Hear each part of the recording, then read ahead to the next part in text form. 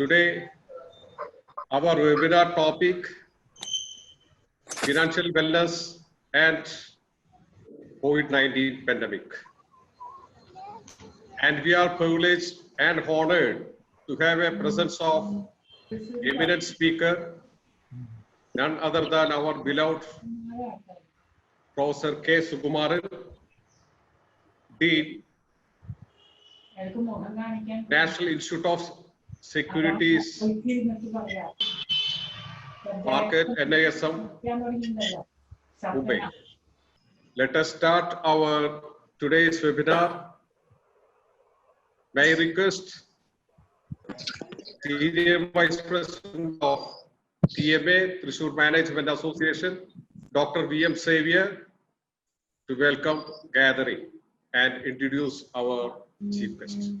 C.A. Sony CL, President of TMA. Chief guest of the day, Professor Sukumaran. Secretary, Honorary Secretary Sijo Ponor. Treasurer C.A. Manoj. Vice President, Engineer Vinod Manjala. Joint Secretary Mr. Pandamwaki. Past Presidents of TMA, Management Committee members, members of TMA, ladies and gentlemen. Good evening to all. When I find the performance of TMA, I compare this with 400-meter relay race. In the final race, our president is trying to set a new record for the activities of TMA. Nowadays, we find every week a program for TMA. Of course, when the COVID-19 was announced for the first 2 months, we had no programs, but now after 2 months, every week, almost every week, we have a program. So I congratulate our President C.S. Sony CL and take this opportunity to welcome C.S. Sony CL, the President of this meeting, to this function.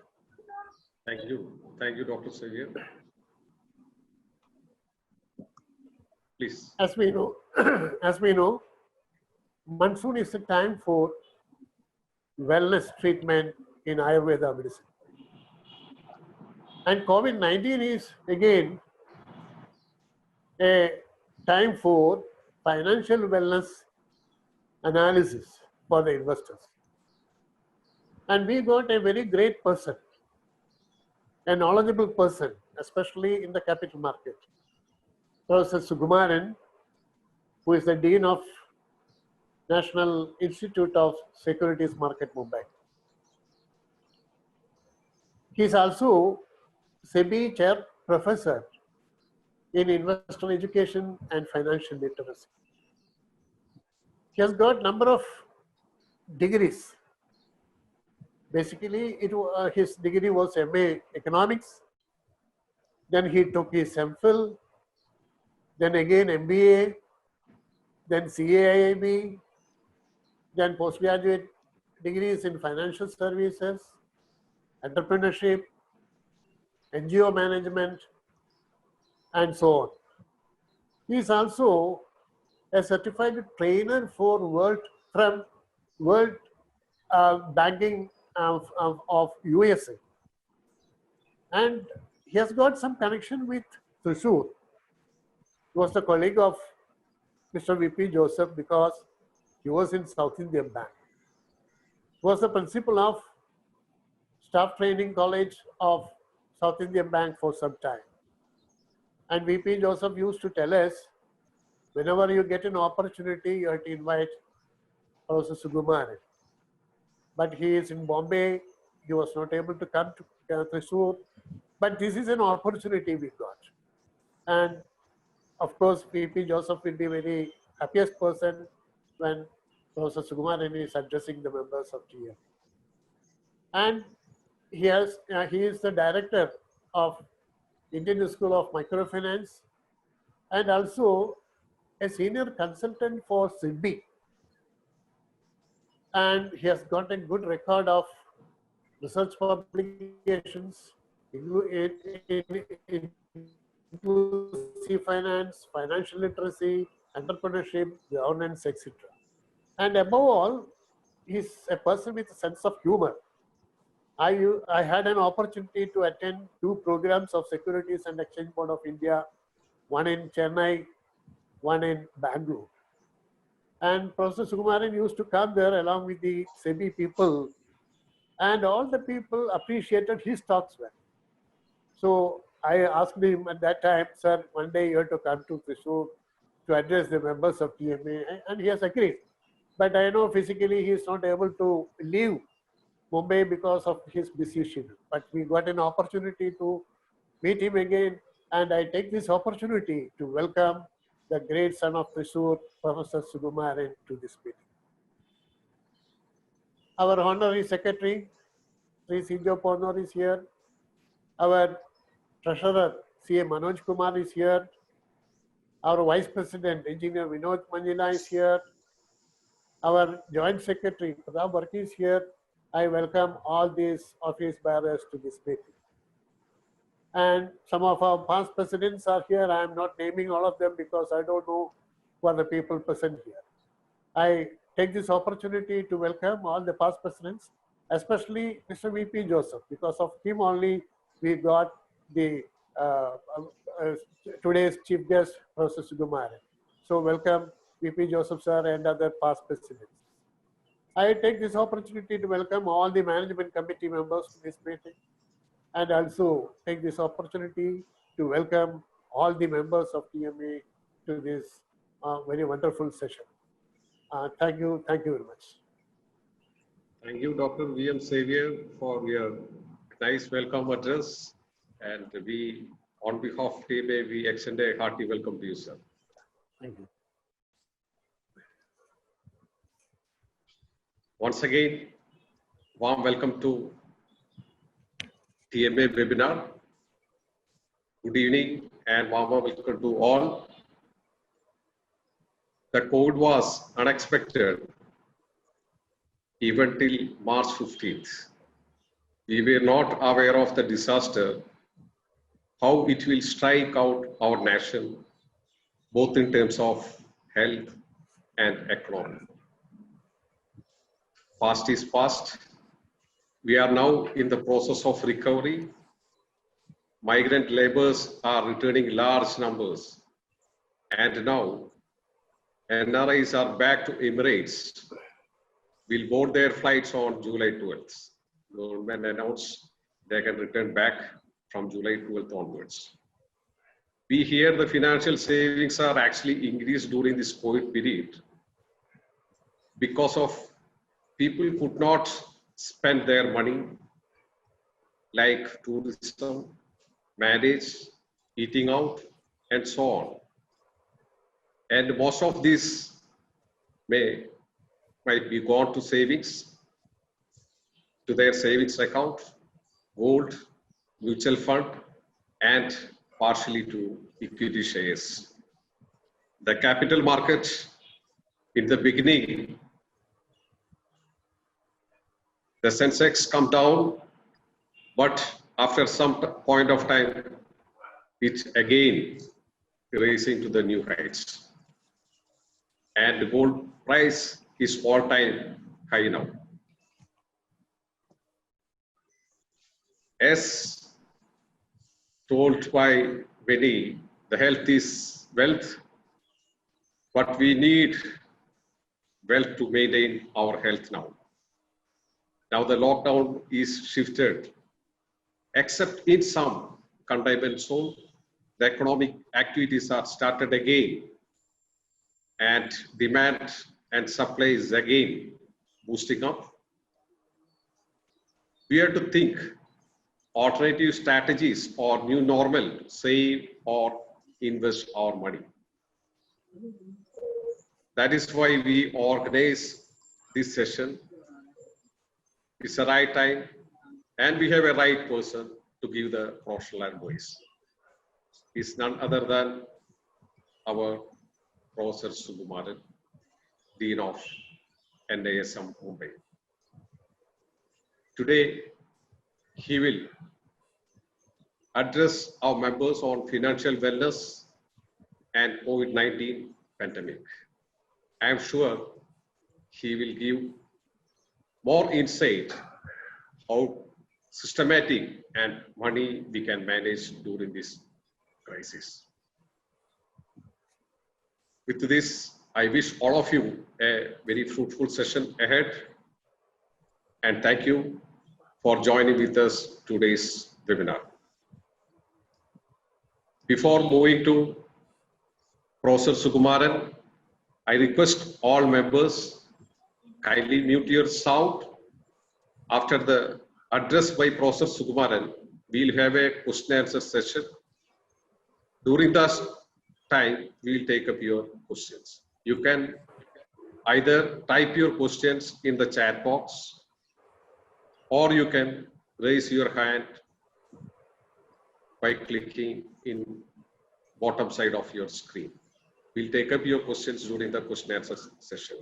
With this, once again, I welcome all the participants to this webinar or to Professor Sukumaran. Thank you very much. Yeah, thank you for the introduction. Yeah, may I start? Yes, Yeah. you can proceed. Okay. The screen is yours, sir. Yes. Sri C.L. Soni, President of TMA, Sri Sijo Panos, Secretary, Sri V.M. Xavier, Sri V.P. Joseph, my Guru, and other office bearers of TMA, and all members of TMA and my dear friends. It is my privilege to address the members of the TMA and the general public on behalf of Trichy Management Association. And Trichy has been always in my heart. I spent significant time of my career in Trichy, maybe as a part of South Indian Bank. I still cherish my memories. And also I used to attend the various functions of Trichy Management Association. It has been debating the various topics of relevance, and that intellectual exercise has been great in my memory, and I recollect. And I am happy that means TMA is continuing its efforts in discussing various topics. So today's my presentation is financial wellness and COVID-19. And for the sake of clarity, let me divide my presentation into three parts. The first part is that I will be discussing a conceptual clarity on financial literacy. That will be my extempore about 5 minutes. Then I would be moving to the COVID-19 situation, maybe everybody knowing, maybe a recollect. And third part will be financial wellness. I will be discussing about the 10 commandments on financial wellness, what we need to do and what we need not do, takeaways, and followed by some question answer session. That is what I am going to drive this session. And as far as financial literacy is concerned, I think this topic has been most important in international circles and in India. That much significance has not come very recently. During the last 5 years, the government of India, Ministry of Finance, has been discussing on the strategy on financial education under the guidance of OECD, Organization for Economic Cooperation and Development, like that. And as a result, they also made some strategy on financial education for India. And institutionalizing that strategy, institutional setup framework has been set up, National Center for Financial Education, that is Bombay based. And under the guidance of this NCFE, I think more and more financial literacy, financial education works we have been expecting. And as far as I told, financial literacy, it has reached the global perspectives in the Standard & Poor, that is a global rating agency, maybe 2 years back, it has done a global survey on financial literacy, where it lies. Maybe especially the financial literacy, the significance was because of the global crisis, 2008 global crisis, that has made huge sufferings, not only to the members of India, but the population of India, but especially the US economy has been hit hard as a result of this global crisis. And after that, 2008, I think financial literacy has come to the mainstream. And as far as financial literacy, that as I mentioned, that the global survey, Standard & Poor global survey, it makes that means the global financial literacy rate is only 33%. And taking that 33% as the global standard of financial literacy, in India, it comes only 24%. That means India has not even achieved the global average financial literacy. maybe it's India, because of the particular characteristic feature of Indian economy, we can say our concern is more on unemployment, more on poverty, more on inequality, more on the regional balance, more on infrastructure development, etc. like that only. So in that aspect, this 24% is the India's rate on financial literacy, and that is an eye opener. Maybe now, since that survey has come, it is only 3 years old survey. I think measures have been taken, maybe with the support of the government of India, with the support of the financial sector regulators like that.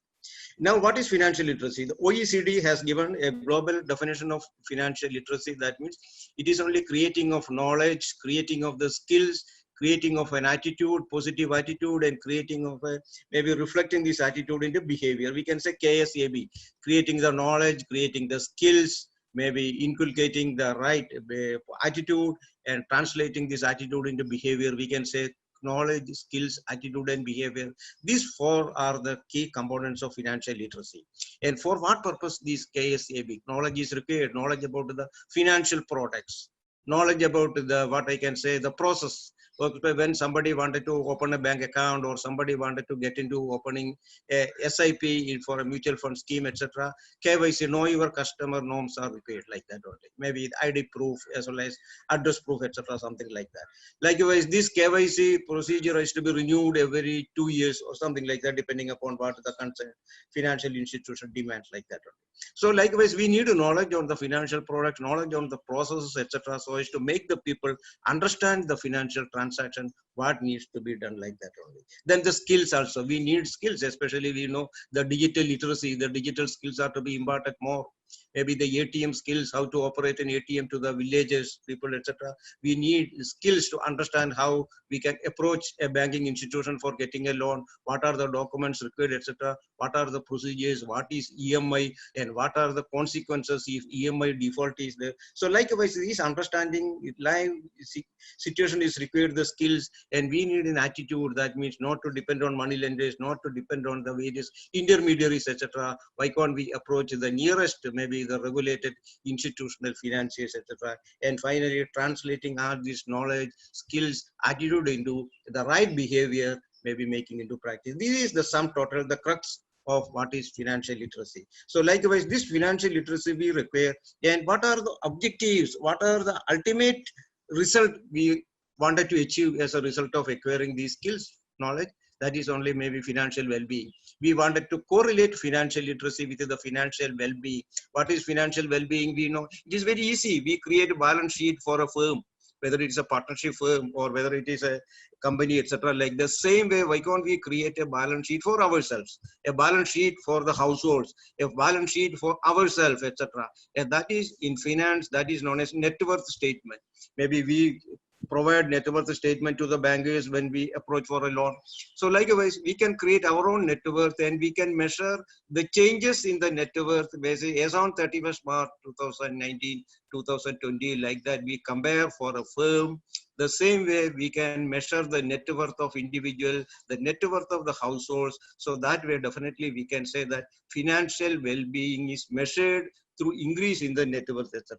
So once again, I repeat, that means financial literacy is acquiring of the knowledge, acquiring of the skills, and imparting the right attitude and the behavior to manage the personal finance. Our personal finance is our income, our expenditure, our assets, and our liabilities. So these four components are to be managed in the right manner. We need to generate a return on our assets. We need to make it sure that the minimum burden is there on our liabilities. We need to ensure that means our net worth as reflected in the financial term, that increases around 20%, or we can take into account the inflation also. At least 25% increase in the net worth is reflected. Then only we can say there is financial wellness. So financial wellness, we can relate with the financial literacy, and this financial wellness can be made good by managing our personal finance better in an effective manner. And this personal finance is nothing but our own income, our own expenditure, our own financial assets, and our own liabilities like that. So this is the crux of the concept of financial literacy and financial wellness. So now let me take a picture about the COVID-19 situation, both for India as a whole, both globally as well as India as a whole, and to be particular about the Kerala economy, how it affects like that. So I am taking all of you through a PowerPoint presentation. And this PowerPoint presentation, we can take it as a screen, larger screen. Yes. Yeah. We can see the screen. Yeah. Okay. Okay. Correct. Yeah.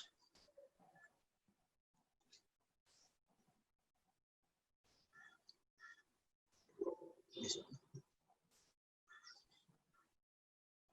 Yeah, so it started, this COVID situation started in the December 2019. A novel virus appeared in the city of Wuhan in China and started spreading to human beings. That was the origin. And the case in India was traced on January 30th, maybe around after 1 month, January 30th, 2020. Following that, India was reeling under the COVID-19 panic. Now look at the case for world as well as India like that. Total case reported is 1 crore 24 lakhs. In India, it is 7.67 lakhs. And total death cases globally, the death crossed to 5.5 lakhs. And Indian case 21,000. And India, maybe compared to the global death rate, we can compare the death rate. The global death rate is 4.5%. But in India, maybe Indian cases has been quite recent. So we cannot say now, complacent now because of the situation. Even I personally feel that means the situation may not even ease immediately some more. The current, even our death rate was only less than 2%, maybe around 2-3 weeks back. Now the death rate has increased to 2.75%. But again, we can say that it is less than the global death rate of 4.5%. And you can see the coronavirus cases in India per day. You can see compared to the all these, maybe around more than 30 days figure, we can say that the daily cases has been increasing steadily. That shows little panic as far as Indian situation is concerned. And let us come to the various states in India. Maharashtra, you can see after the 1/4 of the cases of total Indian cases, 2.23 lakhs is from Maharashtra alone. Then Tamil Nadu 1.22, then Delhi, Gujarat, likewise it is going on. And the number of deaths also top. Maharashtra stands the top 9,400, like that, coming to Tamil Nadu 1,700, Delhi. So maybe after all, Maharashtra, Delhi is the worst hit as far as the death is concerned. So in Kerala, we can say that means maybe because of the best healthcare system, the best attitude of the people to take care of hygiene, etc., something like that, the death rate has been contained very positively. Only 27 deaths against the 6,200 cases reported. So that is about the Kerala situation. Now you look at, this is an interesting statistics. I give the share in total population like that, because always there has been a say that means aged people, about 60 and above, they are the main target of these coronavirus victims like that. You can look at that, means it's between 60 and 74 age, etc. Total population, they constitute only 8% like that only. But as far as the percentage share in all COVID cases is concerned, till yesterday's date, 39% of the death has been from 60 to 74%. So that theory gets a validity, like that means maybe those who are above 60, etc., they need to take much caution more. So this is an eye-opening from this statistics is concerned. Now, let us very quickly, because we do not have much time to discuss, etc. Maybe the Indian economy, what are the measures taken, or no? This is particular slide is only what makes COVID-19 situation, is what makes the Indian economy. What are the gray areas, etc. Business are shutting down. We can see the dip in profits of companies, shrinking income of citizens, collapse of the MSME sector, the most important, the backbone of Indian economy, the micro, small and medium enterprises sector, that has been the worst hit. Spike in unemployment, tourism industry in turmoil, maybe for Kerala it is very important, and depleted taxes for government. These are the ill effects of this COVID-19 situation. And the World Bank has made some study in June 2020, forecasted a 3.2% contraction in GDP for the year 2021. That means for India, it is expected that the current financial year, there would be a dip in GDP rate, 3.2%. And the Indian economy grew the immediate past year, 2019-20, it grew at 4.2%, the slowest in the past 11 years. And ADB, It's another important think tank that reveals that global economy to suffer losses up to 8.8 trillion.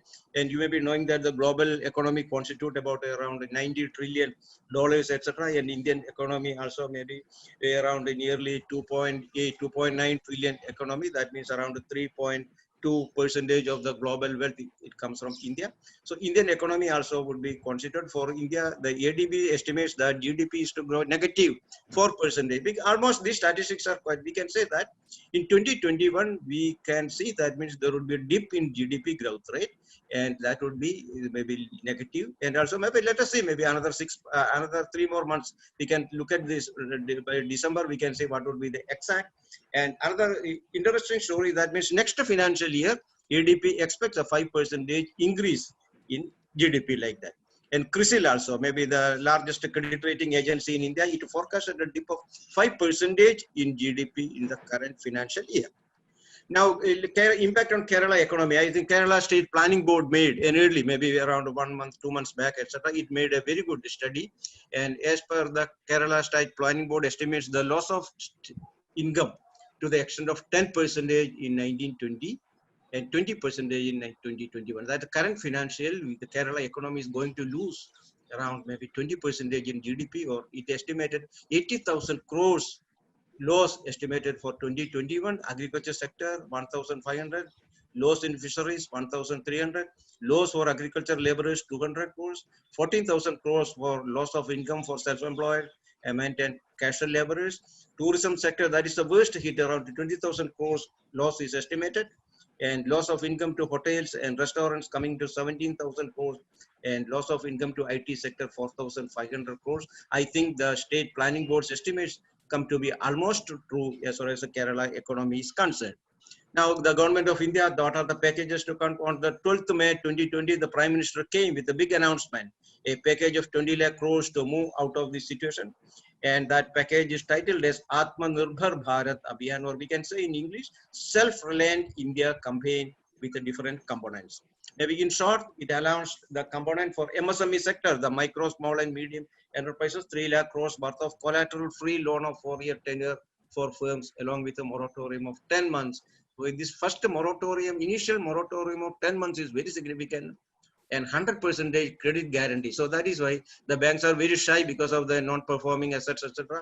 The banks are very shy in lending to the MSME sector. But in order to avoid such a situation, the government has put in place the credit guarantee, 100% credit guarantee. So it benefits 45 lakhs micro, small and medium enterprises, and another 20,000 crores as a subordinate debt to help around 2 lakh stressed MSMEs in India. And around 50,000 crores has been equity infusion into viable MSMEs, and finally redefining MSMEs, maybe giving, maybe in align with the international practices. We have redefined our MSME sector in terms of turnover concept as well as investment in plant and machinery is concerned.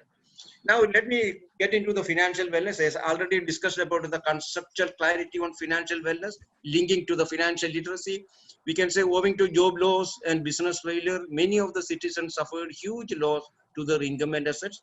Job security threatened in many cases, both informal as well as the informal sector. Retail investors lost heavily due to stock market crash. Many erosion in the value of the total financial net worth that is affected because of the stock market crash, not only in India, but globally.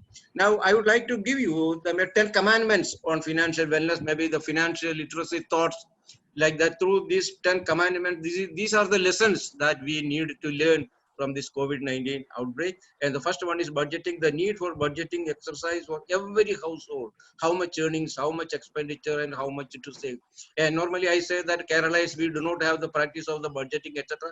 But even though budgeting is not put it into pen and pencil, some budgeting should be kept in our mind to ensure that means whatever the earnings, because whenever a disruption in the earnings, that is going to affect your entire planning, etc. So that budgeting is the first commandment. The second one is cut down your expenditure. You say this is a time to rethink that we need to save for the future. The need for expenditure control so as to safeguard the future uncertainties. Uncertainty is very important.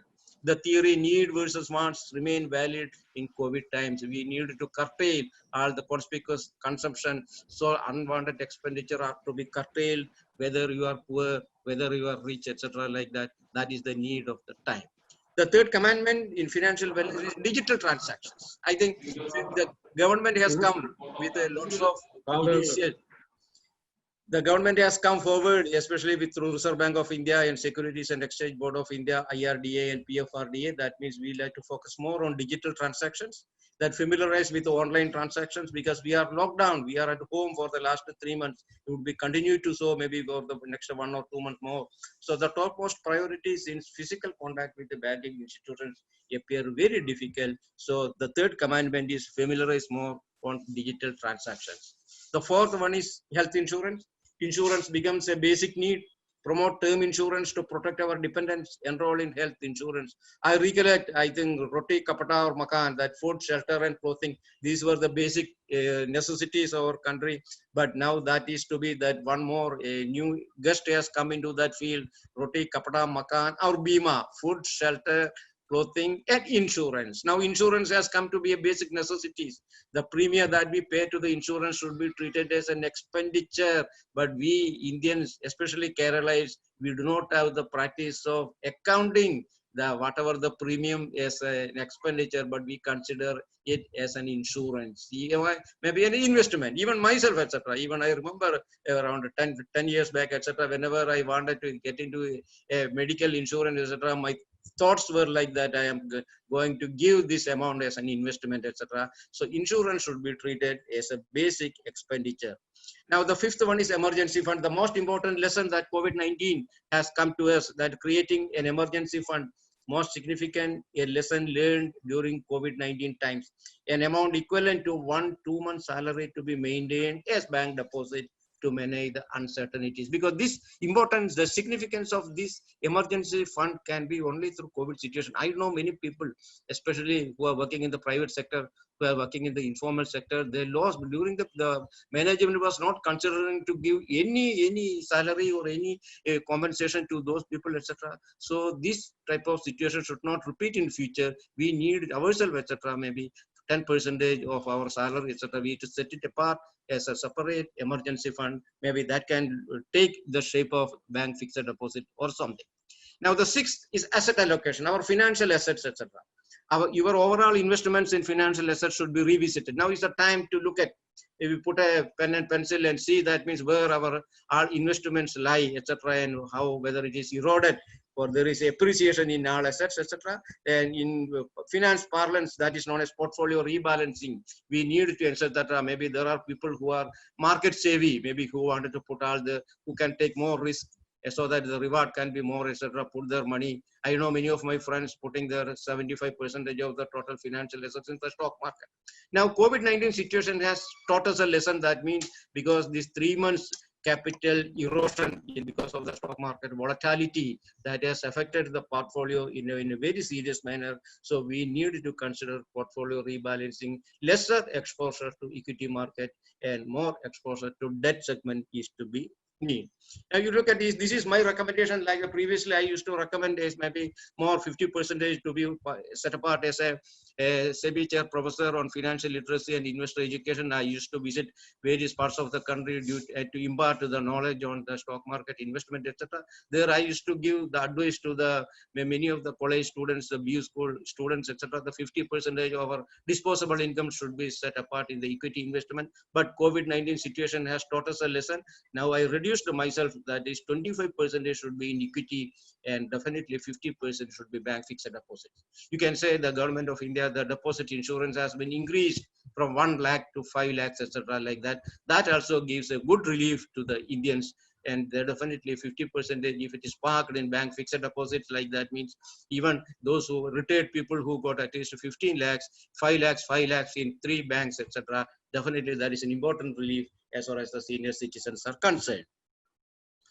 And equity investors, I think here I would like to spend maybe some 5 minutes more on the equity investment, because since I was part of this NISL like that, you can see the stock markets crashed by 30% and in certain sectors up to 80%. You can see public sector bank, they were severely hit. You can see some of the public sector bank like the Bank of India and Union Bank of India with the Canara Bank, Indian Bank, they were maybe even the star stocks maybe around 4 years back, 3 years back, because of the NPA hit entity, etc. means, and And now, because of the COVID-19 situation, gave a bigger blow as far as the shareholders of these public sector banks are concerned. 75 to 80% erosion we can see like that. Mutual funds NAV depreciated heavily. Mutual fund Sahi Hai, the advertisement. Now it is the time to recollect that mutual fund Sahi Hai. Mutual fund is not Sahi, because now the ordinary citizens, I think, they cannot afford this sudden maybe depression of this capital, that is NAV erosion, etc. So this is the fact. And now investments in equity should always be long term, say above 5 years, etc. Those who got a short term deposits or something like that, they should not invest in the equity. So equity, you will have to develop, you will have to increase your exposure to the equity investment maybe throughout the years, so 5 to 10 years like that. And current meltdown is expected to recover within next 2-3 years. So what we require is three things: patience, patience, and patience. Those who are the equity investors currently, etc. Yeah, you can see, look at the last 3 years figure, etc. And I think recently, yesterday night, I have looked into the global stock indices like that. I took around 10 stock indices and compared the USA, compared to the European, and compared to the Asian countries. And towards through a technical chart, I will be presenting that. You can see how a V-shaped recovery has been made possible, because that is why those who are having the equity investment, etc., what I require is that don't be panic. You gain patience. Even I can say 45 to 50% recovery has been already made.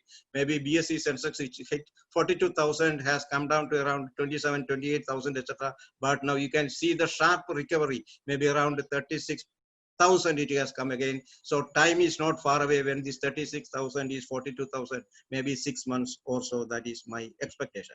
And lesson from 2008 global crisis, you can see the BSE Sensex crashed to 8,000. I still recollect in 2008, BSE Sensex was 8,000, and you can say it rebounds to above 40,000 within 12 years. You can see what a remarkable recovery from the global crisis in 2008. That is a 32,000 increase in the BSE Sensex in 12 years. Those who have been 5 times, we can see 4 to 5 times their wealth has increased. And that is also, we need lot of crisis, Lehman crisis, the global crisis in India. We can see maybe around 5-6 situation has come where the Sensex has been crashed, but even we can see the remarkable recovery on each point. Now look at the biggest single day Sensex crashes, because COVID-19 is the 13.15% on 23rd March 2020. When you look at the history of the Sensex, we can see maybe before that it was only on Harshad Mehta's scam, 28th April 1992. And like that only, so that we can see it is the COVID-19 situation that has made the single deepest, single day, biggest Sensex crash. And diversify your portfolio so as to have stocks from major segments. By those who are having equity investments, etc., it is time. You can see the pharma. Why I wanted to focus on pharma? I mean, during this COVID period, certain pharma companies, you see Aurobindo Pharma, I think it has doubled. That is why you see there is a live even in the crisis duration period, etc., like that only. So likewise, pharma stocks is the shining stars in the today's market, etc.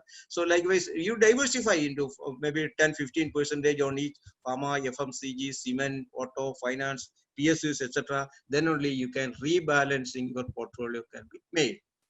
So this is the BSE Sensex. You can see the 1990 to gradual growth rate, etc., and the dip. Now let me take into the behavior of global stock markets during COVID-19 through technical analysis. You can see the Dow Jones and S&P 500. These are the two important stock indices of United States, etc. You can see that V-shaped recovery. That is the line below that one. So even it touched the bottom and then recovered like that. Even though USA has been hardly hit by the COVID-19 situation, but the Dow Jones and S&P 500, the two significant stock indices, has made a remarkable recovery. That you can see that chart through that V-shaped recovery. That is also something fantastic as far as you analyze the stock market globally. Now coming to the euro, we can see that the Germany as well as the France, you can see the DAX and CAC 40, etc. In the same way, this technical chart behave, the lower portion, the V-shaped recovery like that. And most important, we can see that means maybe coming to Asia. You say Nikkei, the Japanese stock market indices, that is the most important recovery. That is 90% of that loss has been recovered in Nikkei. That means the Japanese economy has managed this COVID-19 financial market situation the most positively compared to any other stock index of the world like that. So Shanghai 50 and Nikkei also, the V-shaped recovery has been almost the same. And you can see in the Asia BSE Sensex also almost. But one thing I can tell you, that means when I analyze the global indices like that, the recovery has been minimum in India. That means India has not reached the level of recovery where other global indices has made, etc. So that means in Indian economy, there will be more potential for further recovery as far as the stock market is concerned. Now, wise borrowing. So this is the 8th commandment for financial wellness. Understand the interest burden on long-term loans, minimize the borrowing. We can see that EMI, moratorium, etc., and the industry associations, industry bodies were recommending for more extension. The first Reserve Bank of India came with a 3 months extension in EMI payment moratorium, then extended to another 3 months, putting us. But I feel that means even then we can teach the MSME, we can teach the firms, etc. Don't go for a moratorium, etc. Because a moratorium in another sense means it is delaying. Long interest burden is there, like that means you need to pay even penal interest, etc. Now it has been in the Supreme Court or something like that. They called the commercial bank, the chief, etc. to explain such a situation. So try to understand the interest burden. This is also financial literacy. We need to teach the entrepreneurs of India, especially the MSME sector like that. If it is possible, if you are capable of meeting the EMI on time, that is the matter, and minimize the borrowing to the extent possible. And the 9th is beware of scams. You can say in this COVID-19 situation also, a lot of cyber crime, etc. is possible. We can see in the during the media, in the print media, etc. We can see this type of situation. Your hard-earned money should not be invested in Ponzi schemes. Scamsters may lure you offering higher returns. Even this COVID-19 situation also, scamsters are eagerly looking forward. They are looking at your bank account, etc. Always be vigilant. Always ensure that your password is not shared with anyone. Always don't do any transaction in a public computers or something like that. Ensure that means your user ID, your password as far as for internet banking is almost highly secure. And finally, the 10th commandment is guard yourself from cyber frauds. Fraudsters may approach you to get your bank details, passwords, etc. to solicit entry into your bank accounts. Discourage any such calls. Protect your bank details and passwords very, very, very, very strongly. So I wanted to conclude by maybe putting all in an aggregative manner to tide over from the crisis. We must be financially literate to manage our own personal finance. Our personal finance means our financial assets, our liabilities, our income and expenditure. These components, 4 components of the personal finance, are to be managed in a most intelligent manner. And this management of personal finance should reflect in better financial well-being for each household, and for which ensure continuance of our livelihood. Your employment is most important, whether you are self-employed or you are part of a company or organization, etc. Ensure that means that continues as such. Take advantage of your government source, whatever the government concessions, etc. is there. Ensure that means that reaches to you. Practice hygiene and new culture, new normal. We call it as a new normal. That is either to the new normal, so that we are also part of a good Samaritan, good citizen. Become digital friendly, because those who are a little shy in the undertaking digital transaction, this is the time to learn and be part of the national mantra as far as the government is concerned. Constitute emergency fund. This is the biggest lesson. That means we need to ensure that within the difficult times also set apart a little bit, so that emergency fund will take care of when there are uncertain times. Enroll early in national pension system. You can see NPS, the government has come, and that is very voluntary. You can do the contribution to NPS funds anytime. You can say you can put 5,000 to this month, you can put next year 3,000 next month, and next month you can take it to 7,000. So that is a flexibility that NPS system like that. And you may not be knowing that means it is a right time to ensure that the return on assets, ROA, as well as the NPS is compared to 8 to 9%. Can anybody believe when the NAV of the mutual fund scheme is displaying negative returns? When the equity investment has been eroded heavily, whatever your corpus that comes under NPS, that is safely managed by Government of India through PFRDA system like that. So if you are not part of this NPS system. Now, this is the time to ensure that everybody should enroll into NPS system, so that whatever best you can do, you can put that money, that is safe. But only negative point is that you can take it only after 60, because NPS is only for senior citizens. Now, maybe to safeguard the senior citizens. So your gradual savings under NPS will be received by you only when you cross 60, and you can extend it to 60 to 65 to 70 when you can afford.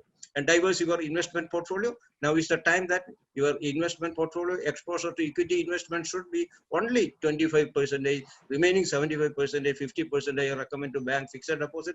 Even though bank fixed deposit, the return is only about 6 to 7% maximum, etc. But that is considered in this uncertain time. Reduced exposure in equity, 25%. That is in investment in equity. It is a risk reward mantra. If you can manage and if you can ensure that means, then definitely buy low, sell high is the quite basic principle for investors in the equity. So you can buy this time also is the right time for buying, etc. And definitely you can buy low, sell high principle, strictly adhere to, and finally minimize the borrowings, whatever the borrowing through EMI liability, etc. is concerned, right? This is also a situation to remind us that minimize the borrowing to the extent possible like that. So thank you so much for your patient listening, etc. Now it is a time for having some question and answer Thank session. you. Yeah. Thank you, Professor Sumaran, for your excellent session. Actually, many of our professionals used to prepare the financial statements, net worth certificate, everything to their customers or clients, but never prepared a balance sheet for themselves. Today, we got 10 commandments. Definitely, it will help our members to face this situation and remodel their balance sheet. Anyway, I'm sure many of us will prepare their individual balance sheet tonight itself, and they will demarcate their portfolio today itself. Now we are moving to question and answer session. We have a lot of questions here. Let us start with a question from Mr. Balagopala Group. Would SIPs in mutual fund be a good investment choice? This is a question from Balagopala Group. Good. That means in financial planning, I think we always propagate for enrolling into SIPs and NPS. These two investment schemes are a must in a financial planning in a basket for an individual like that only. But today's, if you can look at the today's, I think maybe it is in today's economic times, I think there is a eye opener. That means it says that means the return on SIPs has been less than bank fixed deposit and PPF. This is also an eye-opening. That means because we have been maybe propagating a lot on SIP return, and it has been around 12%, maybe around 2 years back, etc. But now, even that today's, if you can access to economic times today, it is today's detailed analysis is made by value research firm, that is a research firm based out of Delhi like that. It says that means currently the return on SIPs are not coming. Maybe if you can wait little further, your SIP portfolio cannot now. Most of the SIP portfolios are negative because I got some 4 or 5 SIPs. Still, it is in negative, etc. It was negative, maybe minus 25%, but now at least it has been negative minus 10% only. Hope it would be in the positive within the next 2-3 weeks time, etc. like that. So that is why even when somebody asked me now in the post-COVID situation, if somebody asked me between bank recurring deposits and SIP, which one we would like to roll, it is I always now look forward that bank fixed deposit, that 6% assured return on your recurring deposit is much better than the volatile SIP enrollment. So we need to take definitely the situation like that. Any investment in equity or any investment in mutual funds or SIPs are highly volatile. So if such a volatile situation, if you can manage it better with the investor, or if you cannot, because your risk appetite is not there, means don't go get into that one, because anytime the stock market may behave badly. Thank you. Thank you, Balagopala, for the excellent question. And now moving to next question by Mr. Pradeep Nair. Availing PME loan for MSME is good option in this time. Availing PME loan for MSME is good option in this time. You definitely, the one of the problems in the MSME development in India has been the lack of access to finance. There are various studies in the field that the access to finance is the most important hurdles for MSME development, and these MSMEs depend upon their family relatives, depend upon the private lending, etc. Even NBFC sector lending, rather than their dependence on the commercial banks, regional banks, small finance banks, etc. Something like that. So yes, MSMEs cannot survive without the institutional finance, that finance coming from the bank. So what I feel means even the government's announcement is a 20 lakh crore package, etc. And I think the more than 1.5 lakh crore has been already dispersed. Underly, that means there is demand. The demand as well as MSME loan, etc. But if you can afford without getting into the loan, if you can manage with your past research or your own net worth, etc., that is best one. Otherwise, I think if there is a real constraint, EMI loan is absolutely a good sort for MSME level, because without finance, because one of the characteristic feature of this MSME is that means their bills are not paid on time, even the government organizations, etc. like that. So there would be liquidity problem, etc. So if bank finance, access to finance is assured, even an overdraft, they can withdraw that amount also whenever it is required. So always I suggest that MSME should go for bank overdraft or CCL, cash credit open loan account, when at times they can withdraw the loan and meet the demand. Thank you. Thank you, sir. Thank you. We have placed our feedback form in chat box. I request participants to give your feedback. We are moving to the next questions from Mr. Rajivan. It's a nice question. How to participate in the agriculture sector through stock or mutual fund? How to participate in agriculture sector? To participate in the agriculture, there are good agriculture companies, etc. That is one, even big manufacturing tractors that way, etc. But I think you need not go into that one. If you are an equity investor, etc., you diversify into sectors like that only. But even participate in agriculture means commodity market is also one option. But I want only those who are thorough with the stock market, etc., to participate in the commodity market. That is a commodity derivative market, etc. You can manage your agriculture operations. Maybe you need little funds on the future, on the options, etc. Then only you enter into. Yes, an investor, etc., don't focus on agriculture sector. Agriculture sector is a sector just like any other sector, etc. It has its own problems like that only. So that way, even when you are investor, when we are really an investor, don't look at agriculture sector as a separately like that. So take it as a general, one of the general sectors, and view that one. And agricultural investment, etc., maybe definitely if you are well above the bar, etc., then definitely the commodity market is one area in which many of the people maybe make profits out of the commodity derivative market in agriculture segment. Thank you, sir. I think our past president, VP Joseph sir, is attending this program. VP Joseph sir, do you have any questions or anything to Professor Sukumaran? You can unmute yourself and ask your question. I think Joseph sir not able to unmute. Let us move to next question. Till such time, VP Joseph sir came online. It's from R. Suma. Which sector can we invest to get maximum returns? The sector in which we'll get maximum returns. A good question. I mean, post-COVID shows a positive trend of graph in which sector? Good Hello. question. Will definitely help. Yeah. Yeah. VP Joseph sir. Yeah. Hello. Yeah. Yes, we can hear. Hello. Yes, we can hear, sir. Yes, Please sir. go ahead. Yeah. Hello. The audio is not very clear. We can hear you, sir. Hello. Please go ahead. Sumaran. Yeah. Thank you, Hello. sir. Thank you.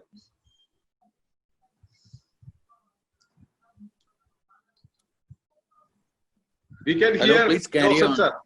I'm Okay, not okay. getting. Okay, okay. Okay. Okay, now that question, may I answer? That means which sector Sony. is? Yes. We can hear Joseph, sir. We Hello, can I'm hear not you. getting. Oh. Okay. Okay, so let me try to answer that Hi, question. Sumaran. Yeah, thank you, sir. Thank you, sir. Nice to see you here. Sony. Yes. Hello, I'm not getting properly. I'm attending from my iPhone. I think VP Josephs are This not is able my to hear. first attempt. Okay. So I'm not very familiar with this. Okay. No issue, sir. You We will, after this session, we'll be in Zoom. you need not wait for me because Okay. I'm not getting properly. Okay. Okay, sir. Okay, thank you. Let us move to Hello. the next question. Yes, sir. Okay, now the question is that which sector is the most lucrative for investment, something like that. Somebody asked a question. So we cannot specify a particular sector. Even now people are telling that pharma is the best sector now because of the post-COVID situation, vaccination, invention, something like that only. But even now some of the pharma companies also saturated. During the last, if you witness during the last 2 weeks, the market movements of the pharma companies, etc. But pharma companies could not perform better than even public sector banks has improved a lot like that. Even the Punjab National Bank, you can see, which was below around 25,000, now it has improved 35 like that. Even Bank of India has increased above 50, it has gone to 35 like that only. So maybe buy low, sell high is the best principle, but don't restrict on really. If you analyze the behavior of the various sectors, whether it is pharma, whether it is the public sector bank, private sector banks, IT companies, etc. like that. So look at, but ordinary investors, I advise them like that, don't get into the highly volatile stocks, etc. Top 100, top 200, top 500 stocks only you look into like that, your money would be safe.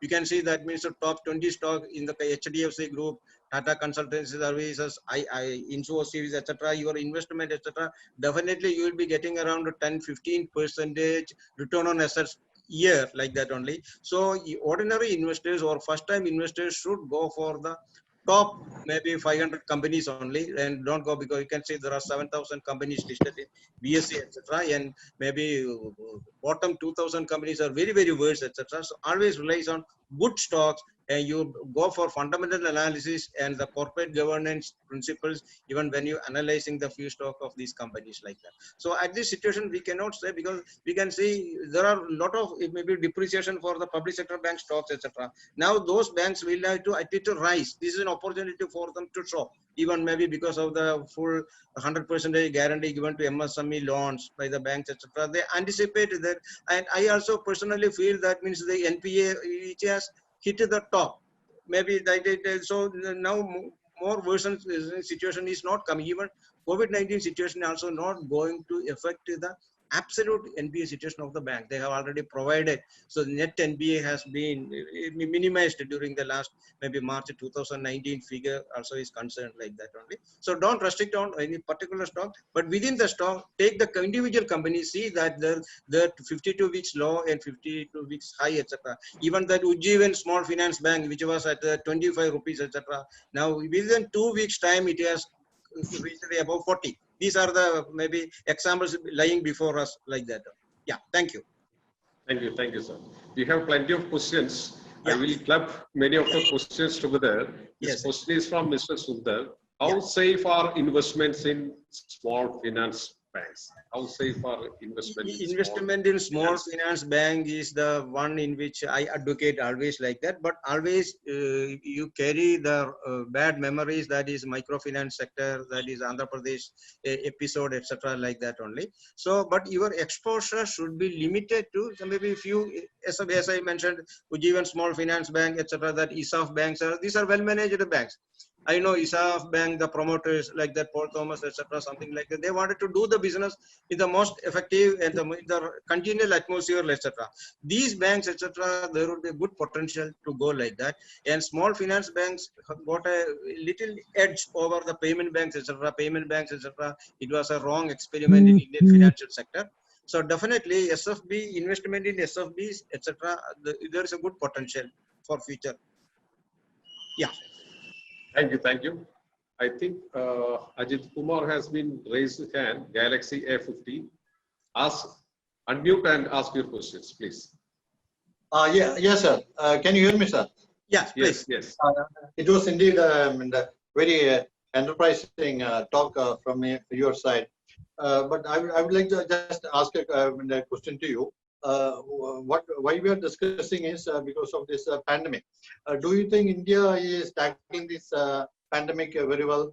Because in Western countries, mainly West European countries like Spain, Italy, France, UK, etc. First, they tackle the health issue, and then they tackle the financial issue. In US, it is different thing. US, they say President Trump is saying that we have to live with the virus, it's herd immunity like that, etc. But in India, it is now nearing the peak of this pandemic. Then how it is possible for us to plan our financial strategies in the middle of this peak of this pandemic situation, or do you think you have to live with the virus like this? I think this is a very difficult question to answer, but I shall try my level best. When I look at the Indian economy as a whole compared to the Western economies or well-developed economies, you can see there is, we know India got 17% of the global population, whereas we are 3.25% of the global wealth. So we are, that inequality is much, etc. Because of the high population, then COVID-19 situation could be related to the density of the population in India, the movement of the people. And the best managed is Kerala. Because of the high density, even that one, we could curtail, we could restrict the COVID-19 panic in such a situation like that. So what I feel means, initially India has been performing well in management of the COVID-19 situation. And that time, the figures from the Spain, Italy, and all US, etc., has been very, very bad. Now it has been curtailed in the Spain, Italy, and US also. The situation has been brought, but in Indian situation it has been just so. What I feel means this situation would be there only for a few weeks or maximum a month's time.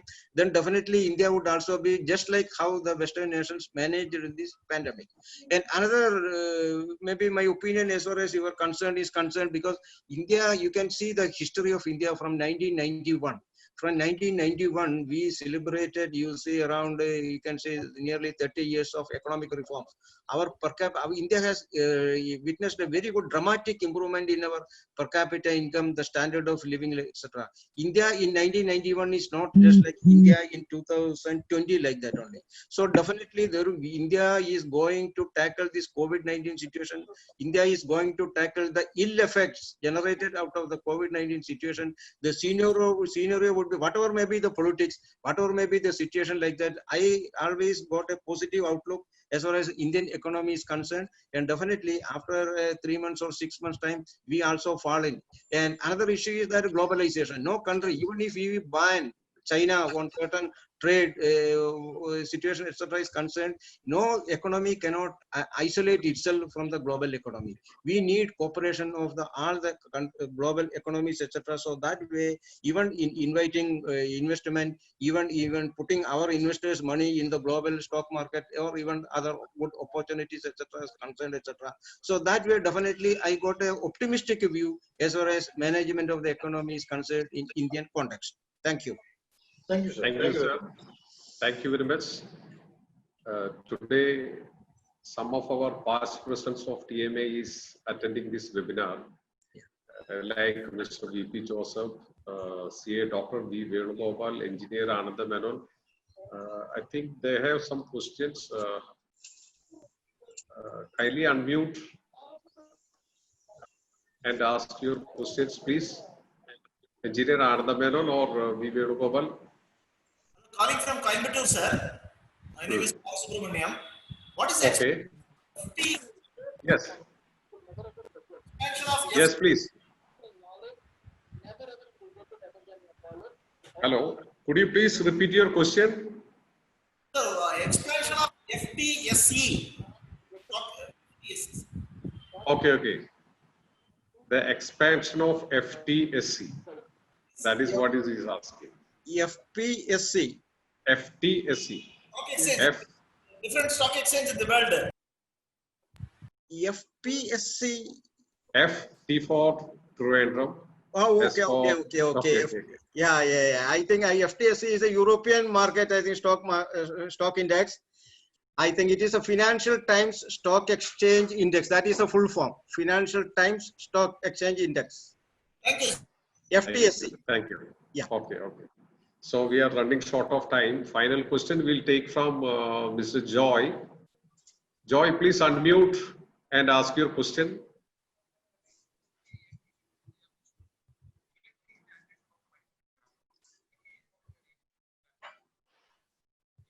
Mr. Joy?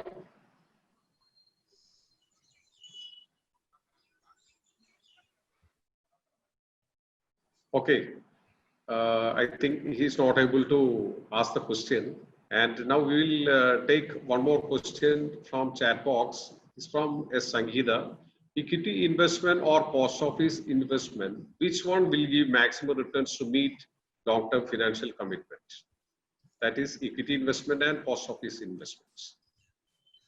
I always suggest to have a mix of the both, etc. like that. Because post office, I think you will be getting only a fixed return, fixed income security. We can call it as maybe around 6 to 7% only you will be getting from. But if you are saving to meet a financial goal like that, maybe generally households save to meet a particular financial for getting their daughter married or getting their son admitting to the good business schools or IIT, something like etc. like that.